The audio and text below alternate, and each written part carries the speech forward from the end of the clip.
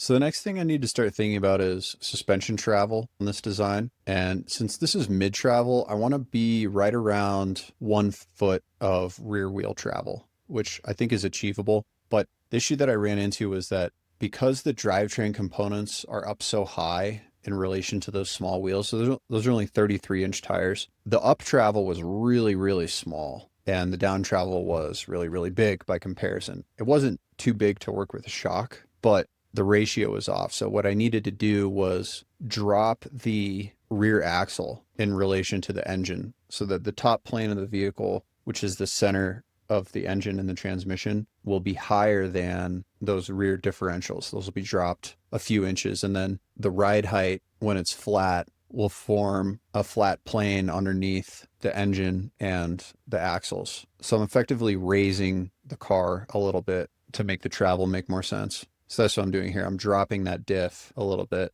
on that flat plane so that I can get more up travel from the wheels. And all I really needed to do is adjust the diff locations and then adjust the angles of those transfer cases. And it was a really simple procedure. So now I'm just using these sketches to define how much rear wheel travel I'm going to have. And it was 15 degrees of up travel and 20 degrees of down travel, which yielded about 17 inches of rear wheel travel. And I'm just adjusting the shock location so that it's in the mid plane of the arm. It's going to make all the spring rate calculations a lot simpler, and it's going to make the linkage to the shocks a lot easier geometry since everything will just be a factor of 2.